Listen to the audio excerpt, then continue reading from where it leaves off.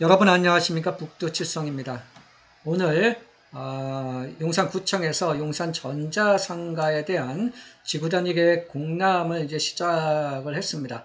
관련해서 이러한 제목으로 이런 꼭지로 한번 설명을 드려보겠습니다. 오늘 이렇게 용산전자상가와 관련된 지구단위 계획안 열람 공고를 시작을 했다라는 내용들이 언론에 많이 뜨고 있습니다. 이 용산전자상가의 지구단위 계획과 관련돼서 지난 23년도 6월 달에 서울시가 용산전자상가 미래 먹거리 견인할 신산업혁신 거점으로 탈바꿈한다라는 보도자료를 낸 바가 있었습니다. 그래서 전자상가를 이러한 개념으로 이제 개발을 하게 됩니다. 라고 이제 보도자료를 낸 바가 있었고요. 이 보도자료에 보면은 이 자료실에 용산국제업무지구와 용산전자상가 일대를 연계하는 전략이라는 것도 있는데요. 이 서울시의 자료실에 있는 내용을 한번 퀵하게 살펴보면 이렇습니다. 지난 23년도 6월 달에 발표한 것이고요. 용산전자상가를 어떻게 개발을 하겠습니다. 라는 방향성을 이제 제시를 하는 개념입니다. 간단하게 살펴보면 현재 용산전자상가의 실태가 어떻게 되어 있다. 그래서 시설이 노후화, 준공후 최대 50년이나 됐고 평균 58% 정도 공실이 발생하고 있는 상황이다. 그리고 평균 용적률은 230%로 저이용 상태고 낮은 상가 등은 단일 법인 소유로 권리관계가 단순하다. 그래서 이렇게 그림을 보시면은 여기 전자랜드가 여기 있고 선인상가 또 나머지 낮은 상가 같은 것들이 쭉 있고 원효 상가도 있죠. 이 중에서 공유 지분으로 되어 있는 것은 원효 상가, 또 선인 상가, 넥서스 밸리 이런 것이 이제 소유 관계가 어떻게 되어 있다.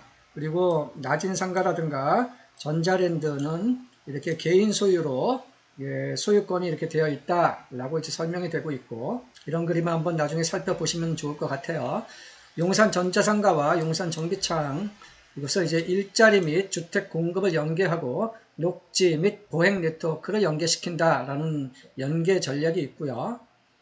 용산전자상가는 세 가지 전략으로 신산업 혁신 및 창업 플랫폼을 구축하는 부분, 그리고 녹지 공간 및 연계 공간, 그리고 도시명 복합 주거 공급 이런 세 가지 전략이 있습니다. 그리고 용산전자상가와 용산국제업무지구를 이제 이렇게 연결하는 연결 브릿지 필수적으로 이제 해야 된다라는 의미고요. 또 이쪽도 이제 용산역과 이쪽 낮은 상가 쪽 그쪽하고도 연결 브릿지를 필수적으로 이거 해야 된다. 그러니까 연계를 시킨다라는 관점이 이제 강조가 되고 있는 것입니다. 그리고 전략 세 번째로는 도시명 복합 주거를 이제 공급을 한다. 그래서 주거의 유형은 이렇고 면적은 어느 정도 수준이다. 그리고 향후 특별계획 구역으로 지정을 하고 이러한 구역별로 어떻게 이제 건축을 할 수 있도록 해주겠다. 그런 것을 이렇게 터치를 이렇게 한 것입니다. 그래서 11개소를 부지별로 이렇게 특별계획 1구역, 특별계획 2구역, 그래서 이제 특별계획 11구역까지 11개 구역으로 이제 만들고, 그래서 공공기여율은 어떻게 하고, 구역별로 용적률은 어떻게 차등화시키고, 높이 계획은 구역별로 어떻게 한다. 100m 플러스 알파, 120m 플러스 알파 해서 이제 이런 그림처럼 전자랜드 본관 쪽의 이미지, 낮은 12, 13, 낮은 15, 또 농협 건물, 낮은 19, 20이라든가 선인상가 쪽에 이제 높이에 대한 이미지가 스카이라인이 이렇게 언급이 되어 있고, 신산업 혁신 쪽으로 30%, 주거를 50% 이하, 지원 기능 20% 이상, 이러한 개념으로 이제 용도 배치가 이제 된다라는 터치를 하고 있습니다. 그래서 전체적인 이제 조감도가 이런 모습입니다. 이것이 이제 서울시가 작년 6월 달에 발표를 했던 내용이고요. 금일 이제 용산구청에서 용산 지구단위계획 내 전자상가 지구단위계획 결정 변경안을 이제 열람 공고를 시작을 했습니다. 그래서 위치는 뭐 여기다 이런 위치도를 보여주고 있고요. 이 용산 지구단위 계획에 대한 이것이 이제 오늘서부터 이제 열람이 이제 되는 건 내용인데요. 용산 지구단위 계획이 이제 이렇게 변경이 되는 부분이 크게 여기서는 두 가지를 언급을 하고 있습니다. 첫 번째는 면적을 13만 제곱미터 정도를 축소한다라고 해서 이 축소되는 것은 요겁니다. 방위사업청 부지의 용산공원 정비구역에 편입됨에 따라 용산 지구단위계획 구역에서 제척을 한다라는 겁니다. 그래서 방위사업청 부지가 기존의 용산 지단계획에서는 이런 모습으로 방위사업청 부지가 되어 있었는데 여기서 일부 용산공원으로 편입되는 부분을 빼고서 해서 지금은 이제 요 정도가 용산 지구단위계획으로 이제 포함이 되는 그런 그림입니다. 이것이 이제 첫 번째 금일서부터의 그 공람 내용 중에 하나고요.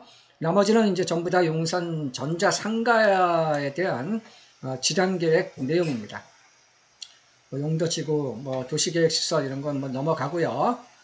쭉쭉쭉쭉 넘어가서 기정 가구 및 획지의 규모와 조성해서 기정 내용에서는 이 계획 내용에 특별한 코멘트가 없었습니다. 그런데 이 변경된 부분을 보면 이 변경된 것은 이 계획 내용에서 특별계획 8구역, 9구역, 10구역, 11구역, 6구역 이렇게 특별계획 구역으로 전부 다 11개의 특별계획 구역으로 이제 변경을 시킨 것입니다. 변경을 시켰고 쭉쭉쭉 넘어가서 그래서 용적률이라든가 그런 내용이 터치가 되고 있고 특별계획 구역별로 이제 언급이 된 부분이 있습니다. 특별구역에 관한 변경 조서라고 해서 이제 신설입니다. 특별계획 구역이 이제 이렇게 신설이 1구역서부터 11구역까지 11개 구역으로 이제 신설이 됐다라는 의미입니다. 그래서 변경의 이유는 국제업무지구와 연계한 개발 방향 및 기능적 공간적 연계 방안 마련을 위해 특별계획구역을 지정을 하고 그리고 사업 주체의 여건에 따라서 사업 방식을 특별계획구역 건축을 허가한다든가 혹은 도시정비형 재개발 사업 등을 선택할 수 있도록 그렇게 이제 됐습니다. 그래서 특계 1구역 같은 경우는 부지 면적이 어떻고 일반 상업지역이고 건폐율과 용적률과 높이는 어떻게 이제 하면 된다라는 터치를 하고 있고 불허 용도와 지정 용도와 권장 용도 지정이라고 하면 꼭 이건 해야 된다라는 의미죠. 그래서 신산업 용도, 공공임대산업시설, 공공임대상가 이런 것은 이제 반드시 전체 연면적 기준 30% 이상은 이제 만들어야 된다라는 의미입니다. 그리고 주거 비율은 지상 연면적의 50% 이하까지는 전용 60제곱미터 이하로 전체 20% 이상 되어야 된다.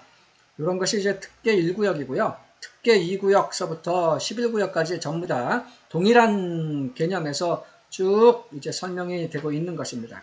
뭐라 그럴까요? 기존 이제 이런 지구단위 계획이라는 것은 나름대로 절차적, 법적 구속력이 이제 좀 제시가 되는 내용입니다. 그래서 이렇게 된 것을 제가 이 지단계획의 주요 내용을 이렇게 한번 엑셀로 정리를 한번 해본 것입니다. 특별계획구역 1구역부터 11구역까지 현재 어떤 것들이 전부 일반 상업용지로 또 부지 면적은 제일 큰 것이 이제 5267평 전자랜드 부지죠.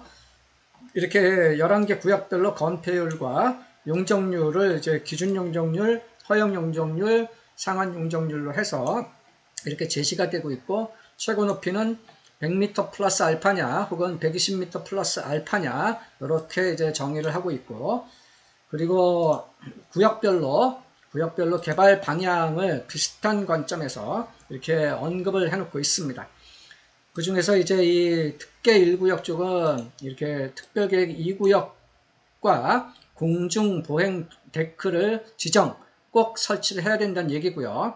특별계획 2구역 또한 이 특계 1구역과 공중보행데크 시종점으로서 이제 지정 꼭 이제 해야 된다라는 의미입니다.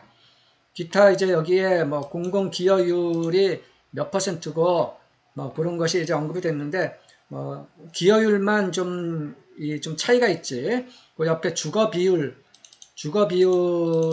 거의 뭐 대동소이하게 11개 구역이 대동소이한 그런 개념에서 정리가 됐습니다. 이 정도가 이제 이 용산 전자상가 지단 계획의 주요 내용입니다. 그래서 요거 살펴봤고요.